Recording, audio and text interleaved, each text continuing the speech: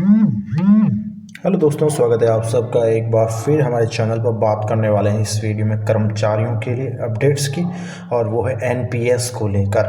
तो एनपीएस को लेकर यानी नेशनल पेंशन सिस्टम जो है उसमें काफ़ी बदलाव किए गए हैं, उसको जानना ज़रूरी है क्योंकि कई कर्मचारी एनपीएस में है और कुछ कर्मचारी एनपीएस में थे, तो उनको भी अपने स्कीम का पता होना चाहिए। चैनल पर पहली बार है तो लाइक कर लें, सब्सक्राइब कर लें। आगे भी आपको कर्मचारी एजुकेशन, स्टूडेंट्स से रिलेटेड, शिक्षा से रिलेटेड अपडेट्स हमारे चैनल पर मिलते रहेंगे।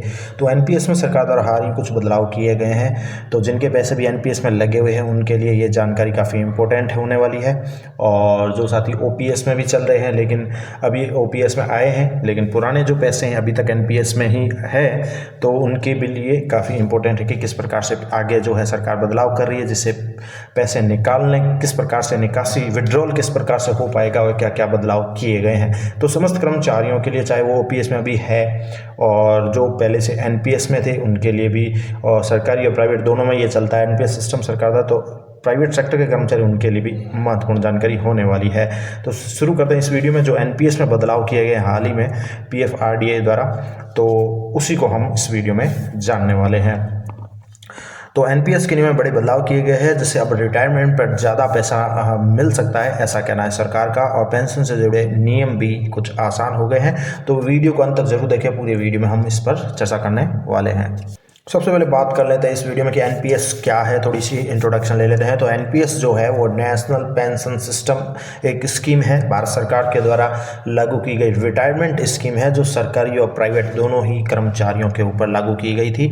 और इसका जो रेगुलेटरी जो है बात करें तो पीएफआरडीए यानी pension fund regulatory and development authority है जो इसको रेगुलेट करती है, अथॉरिटी है वो इसको चलाती है, NPS national pension system scheme. और इसका मकसद जो है, जो चालू की गई थी सरकारी प्राइवेट कर्मचारियों के लिए, इसमें यही था कि कर्मचारी को रिटायरमेंट के बाद पेंशन भी मिले और उसको सेविंग भी मिले। तो दोनों का इसमें मूल जो है मकसद था। अब हाल ही में कुछ नए नियम चेंजेस किए गए हैं, एनपीएस को लेकर बड़े बदलाव किए गए हैं, वो हम जान लेते हैं। सबसे पहले जान लेते हैं नंबर फर्स्ट जो बदलाव किया गया है, सबसे इम्पोर्टेंट, कि 80% पैसा आप निकाल सकते हैं। यानी ये एक बड़ा बदलाव देखने को रहेगा कि सरकार ने कहा है कि 80% जो हिस्सा है आप पैसा जो अपना है वो निकाल सकते हैं। पहले क्या था कि पहले जो नियम था इसमें, पहले था कि रिटायरमेंट पर सिर्फ आप 60% यानी 60% पैसा ही निकाल सकते थे, और इसमें भी 40% जो पैसा था वो अनिवार्य रूप से एन्युटी में लगाना पड़ता था। यानी 60% पैसा आप निकाल रहे हैं, जो भी आपकी बचत है उसमें सेविंग है, और 40% जो है एन्युटी के रूप में वहाँ सेविंग रहता था, उसके ऊपर आपको पेंशन मिलती थी। ये अनिवार्य था, उसे चेंजेस कर दिया गया है। अब 80% पैसा आप सीधे निकाल सकते हैं, ये बड़ा बदलाव है। अब नया नियम ये चेंज कर दिया गया है जिसमें एक मुश्त 80% आप पैसे निकाल सकते हैं और सिर्फ 20% पैसा एन्युटी में लगाना जरूरी होगा। तो ये महत्वपूर्ण बदलाव सबसे पहला तो ये किया गया है। बात करें नंबर 2 की बदलाव की, जो एनपीएस को लेकर अभी हाल ही में नियम बदले हैं, तो इसमें कहा गया है कि 8 लाख तक पूरा पैसा निकाल सकते हैं। यानी अगर आपकी जमा राशि जो है 8 लाख है, 8 लाख तक तो आप पूरा पैसा निकाल सकते हैं। और आगे जो है, अगर आपके एनपीएस खाते में 8 लाख है, उससे कम पैसा है, तो जैसा कि नियम बताया गया है, तो अब आप 100% पैसा भी एक साथ निकाल सकते हैं। तो ये बड़ा अपडेट है, यानी कि 8 लाख तक आपके सेविंग अकाउंट, एनपीएस के जो अकाउंट में है, तो पूरा पैसा ही निकाल सकते हैं। ये सीमा रखी गई है 8 लाख तक की, तो 100% एक साथ निकाल सकते हैं। कोई पेंशन लेना जरूरी नहीं है, यानी आप सीधे पैसे हैं वो ले सकते हैं। ये नियम सरकारी और प्राइवेट दोनों जो एनपीएस अकाउंट है उन पर लागू है। तो ये बड़ा बदलाव किया गया है। नंबर 2 देखें तो 8 लाख तक की रकम अगर आपके अकाउंट में है तो आप पूरा पैसा निकाल सकते हैं, एक मुश्त निकाल सकते हैं, एक साथ निकाल सकते हैं, कोई पेंशन लेना जरूरी नहीं है। तो ये चेंजेस किया गया है। बात करें तीसरे बदलाव की जो एनपीएस में किया गया है, नंबर 3 है, वो एग्जिट एज बढ़ाकर 85 साल कर दी गई है। एनपीएस की जो खाते की एज लिमिट जो बढ़ाई गई है उसे 85 साल कर दी गई है। पहले ये था कि एनपीएस का खाता 70 से 75 साल तक चलता था किसी कर्मचारी के, चाहे वो प्राइवेट हो, सरकारी व प्राइवेट कर्मचारी हो सकता है। तो एनपीएस का खाता 70 से 75 साल तक चलता है। अब इन्होंने कर दिया कि जो एग्जिट एज है उसे बढ़ा दिया गया है, यानी एनपीएस का खाता आप 85 साल तक जारी रख सकते हैं। ये बड़ा बदलाव किया गया है। नया नियम यही है कि 85 साल तक एनपीएस में आप निवेश कर सकते हैं, जारी रख सकते हैं। अब इससे ये है कि कर्मचारी ज़्यादा समय तक पैसा रखेगा तो ज़्यादा रिटर्न है, ज़्यादा पेंशन बढ़ेगी, सेविंग अच्छी होगी, बड़ी पेंशन बनेगी, ये उनका मकसद है।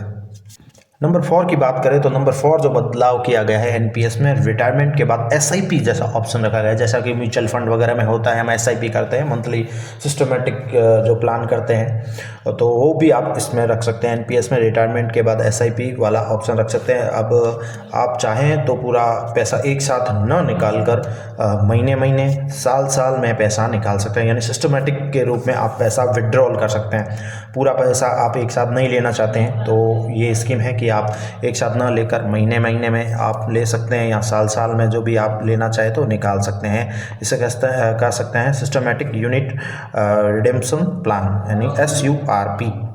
यानी रिटायरमेंट के बाद भी रेगुलर इनकम मिलती रहेगी। आपको मंथली लेना है तो मंथली मिलती रहेगी, और सालाना लेना है ईयरली तो सालाना भी आपको मिलता रहेगा, जो जिसको नाम दिया गया है SURP। ये भी इसमें बदलाव किया गया है।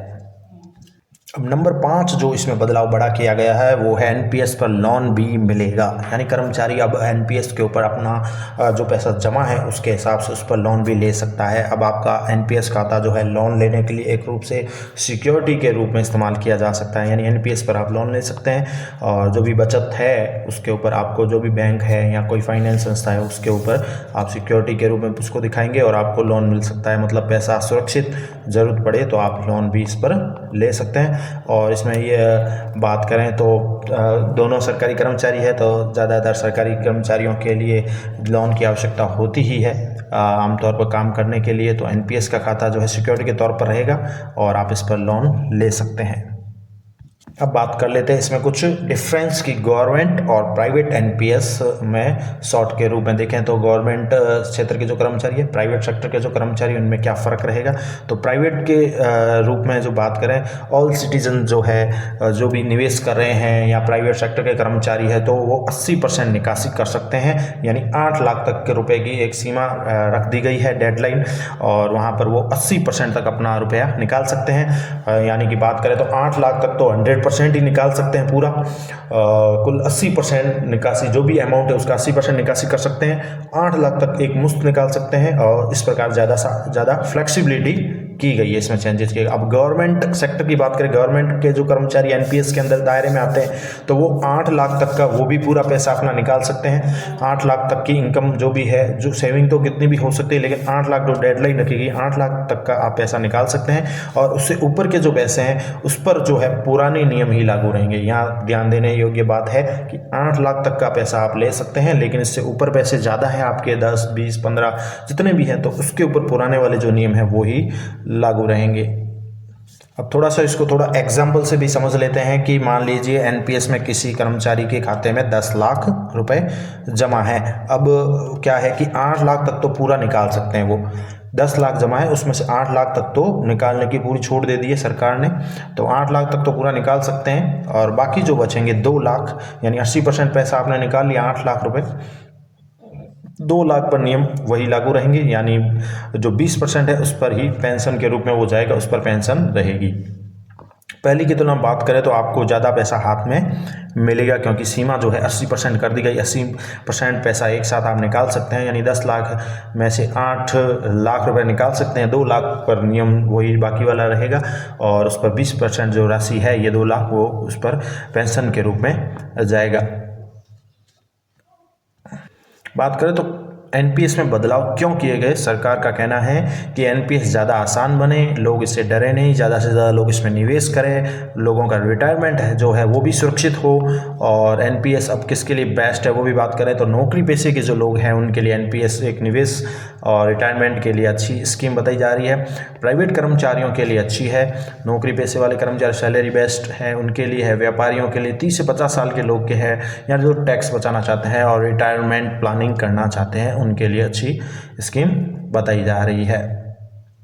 तो फिर से एक बार फिर आपको नियम शॉर्ट में दिखा देते हैं जो बदलाव किए गए। बदलाव नंबर 1 में कि 80% पैसा आप एक साथ निकाल सकते हैं। पहले 60% पैसा निकालने का नियम था, 40% एन्युटी रहती थी, लेकिन अब नया नियम यही है कि 80% तक पैसा एक मुश्त निकाल सकते हैं, सिर्फ 20% पैसा एन्युटी में लगाना ज़रूरी रहेगा। यानी अब रिटायरमेंट पर पैसा आपको हाथ में आ जाएगा सीधे ही। तो पूरा बदलाव यही है कि 8 लाख रुपए तक का पूरा पैसा निकाल सकते हैं। अगर आपके खाते में 8 लाख या उससे कम पैसा है तो अब आप 100% पैसा भी एक साथ निकाल सकते हैं, क्योंकि 8 लाख ही समय है। 8 लाख ही अगर आपके खाते में है या उससे कम है तो आप 100% पैसा एक साथ निकाल सकते हैं। एन्युटी लेने की भी कोई ज़रूरत नहीं है। ये बदलाव मिडिल क्लास के जो निवेशक हैं, कर्मचारी हैं, प्राइवेट सेक्टर के हैं या सिटीजन हैं, उनके लिए बहुत ही फायदेमंद है। बदलाव नंबर 3 की बात करें तो इसकी उम्र भी बढ़ा दी गई है। पहले एनपीएस से बाहर निकलने की उम्र एक सीमित थी, लेकिन अब जो है इसको पहले 70 यानी 70-75 साल थी, जिसे 85 साल तक कर दिया गया है। तो एनपीएस खाता आपका 85 साल तक चालू रखा जा सकता है। ज़्यादा समय तक निवेश रहेगा, ज़्यादा रिटर्न का मौका मिलेगा। नंबर 4 की बात करें तो रिटायरमेंट के बाद धीरे धीरे पैसा निकाल भी सकते हैं। जैसा कि बताया कि एसआईपी वाला रूल भी है इसमें। आप पैसा निकालने के लिए एक मुफ्त विकल्प की ज़रूरत नहीं है। आप पीएफआर ने जो सिस्टमेटिक विड्रॉल सिस्टम ऑप्शन किया है एसआईपी की तरह, हर महीने हर साल थोड़ा थोड़ा पैसा भी आप निकाल सकते हैं। एक पेंशन की तरह आप ले सकते हैं। टैक्स प्लानिंग में भी आपको ये मददगार रहेगा। और साथ ही बदलाव ये है कि एनपीएस पर लोन भी संभव है। तो अब आपका एनपीएस खाता सिक्योरिटी की तरह काम करेगा। कोई बैंक है, फाइनेंस संस्था है, उसके नियमों के अकॉर्डिंग जो है लोन लेने के लिए एनपीएस खाता सिक्योरिटी के तौर पर आप इस्तेमाल कर सकते हैं। तो इस पर आपको लोन भी मिलेगा, यानी ज़रूरत पड़ने पर पैसा हाथ में लेने का एक और रास्ता खुलेगा। लास्ट में कंपैरिजन कर ले तो सरकारी बनाम प्राइवेट कर्मचारियों की, तो प्राइवेट या ऑल सिटीजन जो एनपीएस में वो 80% कैश निकासी कर सकता है, यानी 8 लाख तक रुपए हैं तो 100% ही निकासी हो सकती है। ज़्यादा लचीलापन फ्लेक्सिबल कर दिया गया है। सरकारी कर्मचारी भी है तो वो 8 लाख तक अपना पूरा पैसा ले सकते हैं, और उससे ऊपर जो है वो पुराने जो भी नियम है एनपीएस के वही आंशिक रूप से लागू रहेंगे। 8 लाख तक पैसा वो भी अपने निकाल सकते हैं। तो कुल मिलाकर ये कुछ एनपीएस में बदलाव किए गए हैं, क्योंकि जिस प्रकार से कर्मचारी तो सरकारी ओपीएस की ही मांग कर रहे हैं। ओपीएस तो सबसे बेस्ट है ही और हमें भी पता है, लेकिन फिलहाल एनपीएस में जो बदलाव किए गए वो भी जानना हमारे लिए काफ़ी ज़रूरी था। इसलिए मैंने इस वीडियो में आपको बताया कि किस प्रकार से एनपीएस में कुछ हाल ही में सरकार ने बदलाव